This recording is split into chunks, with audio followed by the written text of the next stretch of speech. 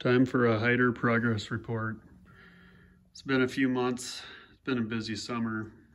So last I left off, I was cleaning up that aluminum engine base to bring in to get the Babbitt work started. Well, I got it over there, and I'll throw a picture in. And once we got the Babbitt out, which we left in so I could, measure and see how far the crank is off, how wore it is. Got that pulled out, and on the flywheel end, there was a big crack in the webbing underneath. So that was not good. Ended up getting that repaired.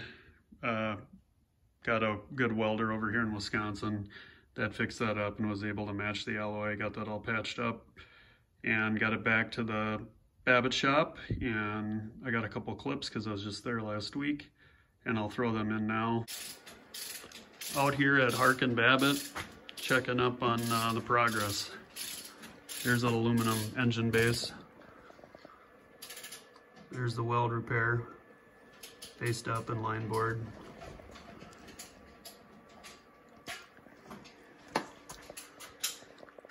Getting there. Rods are getting shiny new bearing. Oh, those are just rough dent. All right, freshly ground crank. Also got some of the parts back from my local machine shop guy. I have a retired guy that does make some parts and does some welding. So this was the shaft that drives the magneto on the water pump, driven off a gear. In the front gear case, as you can see, it's supposed to be 7/8. It was terrible condition. And there's ridges everywhere. This is where the water pump packing was. Wore beyond repair.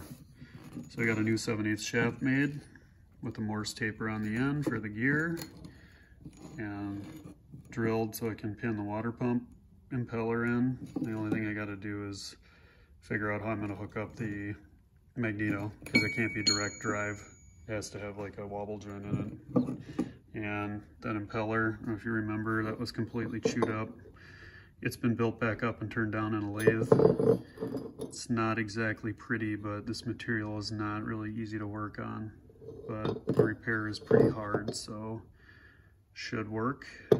And here's that governor lever, all repinned because everything on that was completely wobbled out.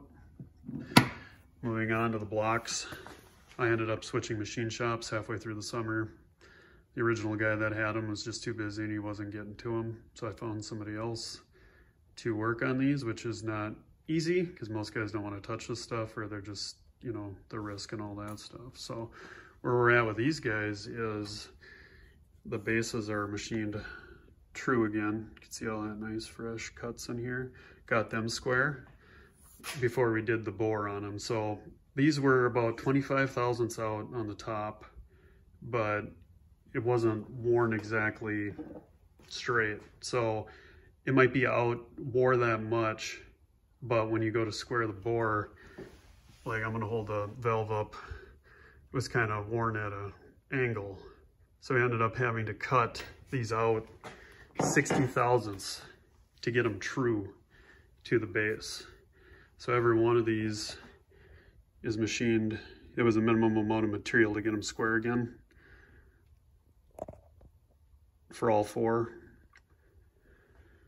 And that just happens to be a real nice round number. 60 thou over on a 4 1/4 bore. That'll be nice for getting rings and stuff, because like a big block Chevy 454 is a 4 1/4. So that'll end up being the plan. And ended up not sleeving these. We're just gonna overbore them instead of putting the tension in with that.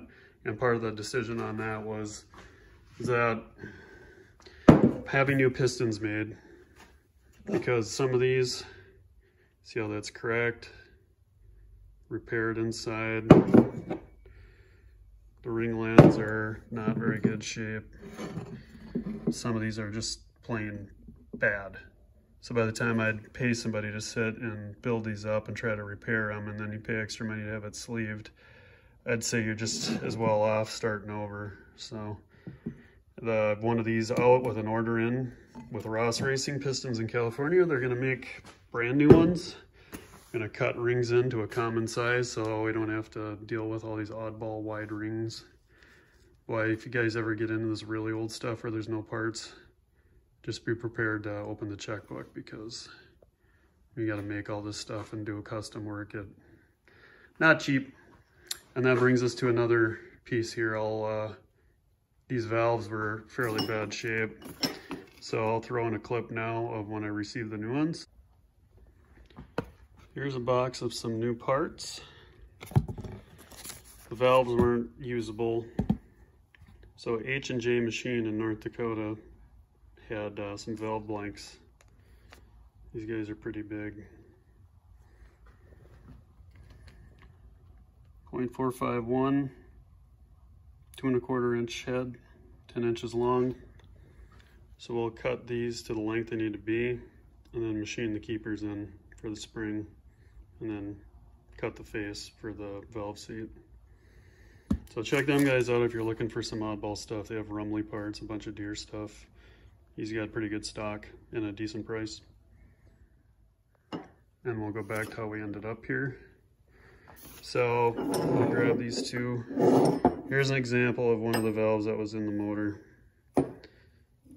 This doesn't want to focus. Very pitted up. If you look at the edge, there isn't much material to cut and work with here. So have you just seen that clip of the valve blanks? This is what they got cut into. They got cut to length, shortened, got the locks in, got a lot of meat to work with. Nice big heads on them. Microphone didn't like the loud noise of me dropping this in, made it sound real quiet. So what I was saying is, nice new valves, no pitting on the stems, and these are a little bit bigger in diameter, and so the valve guides were wore anyway. So these were reamed out, and they fit real nice, tight. Just didn't have to put a bronze guide in or anything, so that should work all right. So the pistons were out about 12 weeks. I've just got to find wrist pins yet and start accumulating the pieces that are missing. And I got to work on this greasy thing again, get the pan cleaned and get some of the stuff in the rails cleaned up and rebuild the friction disc. We'll catch you next time.